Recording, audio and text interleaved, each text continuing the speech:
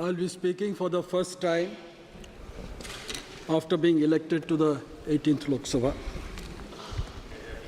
It's my pleasure, and I express my gratitude to my party, Bharatiya Janata Party, and my leader, Shri Pradhan Mantri Narendra Modi ji,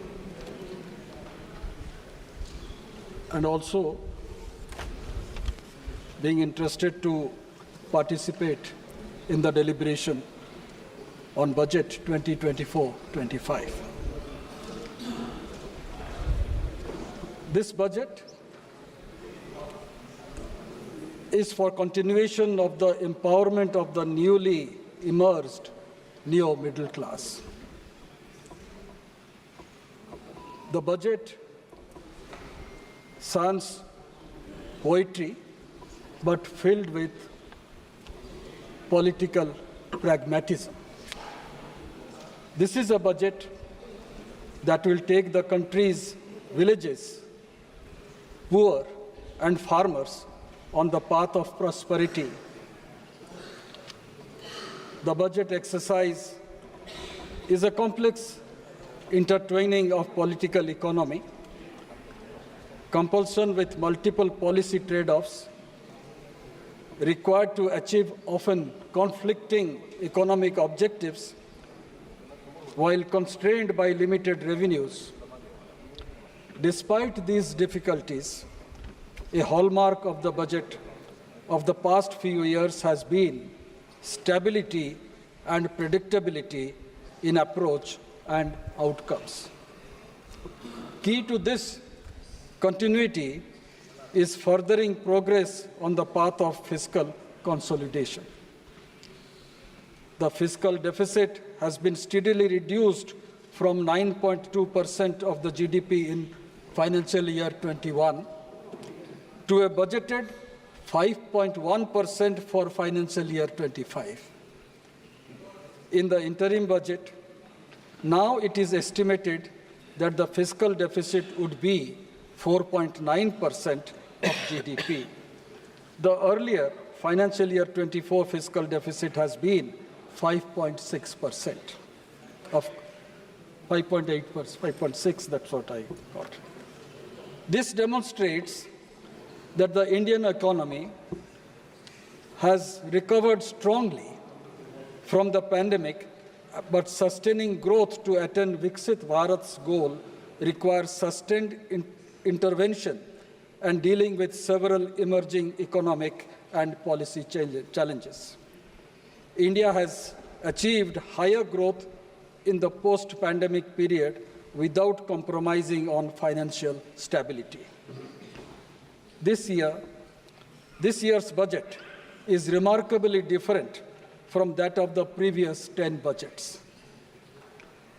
When the interim budget was presented last February 24, I had said, sitting that side, government is full of self-confidence to form the next government and thereby looking at the long-term picture, unquote. This budget has specifically outlined the developmental programs in the eastern states of the country. Honorable Prime Minister's vision of Purbodaya has been propounded in this year's budget, mentioning Bihar, Jharkhand, West Bengal, Odisha, and Andhra Pradesh. There was a time in not so distant past when this part of the country was feeding the whole of India. It was rich because of its trade and commerce, because of its rich soil, because of the production of food grains.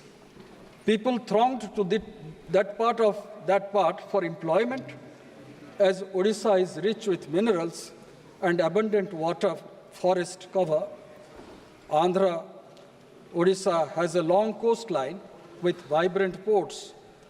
Jharkhand is mineral-rich state with adequate human resources. Bihar has a vast stretch of plains for cultivation and able human resources. Bengal developed its agriculture and has a vigorous MSME sector engaging large number of youths. Yet I would say this part of the country was systematically pauperized during last 50 or 60 years until there was intervention of the union government led by Modi ji. Today, we find policy intervention and greater focus is on the eastern states. Honorable Prime Minister has repeatedly said during last 10 years that the country cannot become fully Vikasit if a region is left unattended, underdeveloped. I congratulate the government and the finance minister for bringing the eastern states into focus of development. Investment on infrastructure will facilitate investment, and investment will generate employment, which will ultimately help in the economic growth of the country. Here I would like to mention, sir, there has been some criticism in my state by the opposition that Odisha did not find place in the finance minister's budget speech. While mentioning about Purvodaya, finance minister has categorically stated, we will formulate, and I quote, we will formulate a plan, Purvodaya, for the all-round development of the eastern region of the country, covering Bihar, Jharkhand, West Bengal, Odisha, and Andhra Pradesh. This will cover, here is the actual issue that is there, the plan that is there before this government. This will actually cover human resource development, infrastructure, and generation of economic opportunities to make the region an engine to attain Vikasit Bharat. These 5 states will be the engine of development of our nation. And today, I may mention here in the other house, there was a question from an opposition member that what are you going to do about the coastal express highway that was supposed to be built? What are you going to do relating to the capital region? This is relating to Odisha, capital region highway or the roadway that is going to be there. And there is a specific answer by the government in the other house. I believe in tomorrow's paper and in today's media, all that will be flashed. My third point, sir, coming to the Polavaram issue also, there was some criticism there. Categorically, I had stated, being a member in the 16th Lok Sabha, Odisha is, or government of Odisha or Odisha people are not against Polavaram project per se. Our concern was relating to the inundation of backwaters after the Polavaram project comes. It's a national project. Adequate funding is now going to be provided for Polavaram. But the concern of Odisha is that adequate measures need to be taken. And the Chief Minister of Odisha and the Chief Minister of Andhra Pradesh are going to sit together and settle that matter. It's not a political issue at all. Whatever human intervention is necessary, government intervention is necessary, that will be done by the respective 2 governments together, sitting there and finding out the solution. My third point of deliberation here is how does we focus on forging a new economic strategy? I believe the government will take note of it, what I'm going to mention just now, which is now crucial to counter the challenge to investment and growth by China's muscular industrial policy. Amid rapidly rising trade deficit with China, despite efforts to curb imports and investment in the backdrop of Galwan clash in 2020, some are advocating to attract investment from Chinese companies to boost import. We know that a number of countries such as Mexico, Vietnam, Taiwan, and Korea are benefiting from China Plus One strategy pursued by Western firms. The question for us is, if we adopt this policy, will it result in a total movement of trading relations away from China? Should we import goods from China or import capital from China? That is the question. The survey has stated, economic survey has stated that, I quote, to boost Indian manufacturing, plug India into global supply chain. Mahtab, one minute, Yes. one announcement. I think that we already reached 6 o'clock. The House decides, since there is a long list of speakers in the various parties, we are having consensus that time can be extended up to 8 o'clock. Yes. Yes. Thank you, sir. Please continue, Mr. Mahtab. To boost Indian manufacturing, plug India into the global supply chain, it is inevitable that India plugs itself into China's supply chain. Whether we do so by relying solely on imports or partially through Chinese investment is a choice that India has to make. The economic survey has posed this question before the nation and before the parliament. And the parliament has to take a decision. And to a certain extent, the finance minister has mentioned it in her speech, not in such clear terms, but the mention is there. So what is the decision of the government? I would like to understand. There are two things prevalent today. One is this China plus one policy. The other is ABC, which means anybody other than China. Why can't we adopt the second option?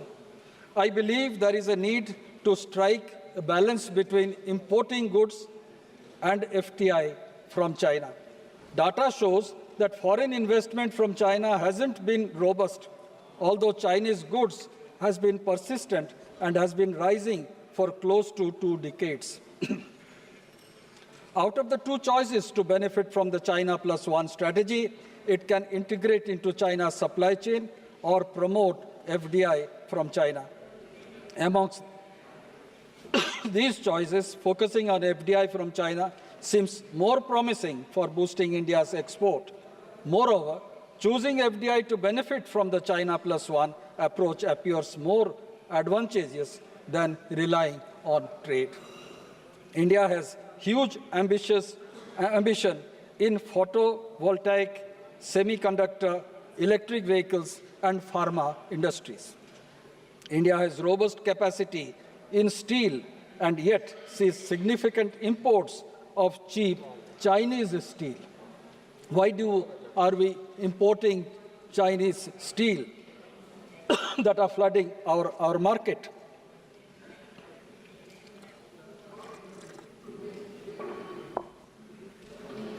China is a dominant supplier in India, including in pharma. Since roads, ports, and rail tracks are not tradable, we make it here, but the rest are falling prey to Chinese industrial policy. If current needs are met via imports, that would rule out investment and depress overall economic growth in our country. To thwart industrial infanticide at the hands of the Chinese state, Indian industry must be spared the price pressure of Chinese imports. The fourth point that I would like to mention here, the country is at a critical juncture, grappling with significant economic challenges. Despite being an accounting document, the budget is more than just a ledger of expenditure and revenue. It is a powerful signal of the government's priorities and policy directions. An estimated 135 million Indians emerged from multidimensional poverty between 2015-16 and 2019-21. This trend is primarily driven by improvements in rural India, with the most major gains in states such as Bihar, Madhya Pradesh, Uttar Pradesh, Odisha, and Rajasthan. India today is on a track to achieve the Sustainable Development Goal of cutting multidimensional poverty by at least half by 2030. While each of the 9 tracks highlighted in the budget have many areas to appreciate, the focus on employment generation will be a big boost and provide the thrust for the growth of the economy. The support for manufacturing sector, a package for employment generation, and the skilling and upskilling for 4.1 crore youth across sectors are some of the key highlights of the budget. This, coupled with the allocation of 1.48 lakh for education, employment, and skilling, underscores the government's commitment to harnessing India's demographic dividend. The plan to upscale 1,000 industrial training institutes is a pivotal step towards enhancing the skill sets of our future workforce. I am particularly heartened by the allocation of over 3 lakh crore of rupees for women-led development initiatives, including provisions for accommodation through working women hostels, which will greatly benefit women workforce, especially those in the manufacturing industries. The Indian economy's stunning revival from COVID-19 and its emergence as the world's fastest growing major economy is partially attributed to an infrastructural revival spurred by government spending in the past few years. The capex budget for financial year 25 has been retained at 11.1 lakh crore or 3.4% of the GDP.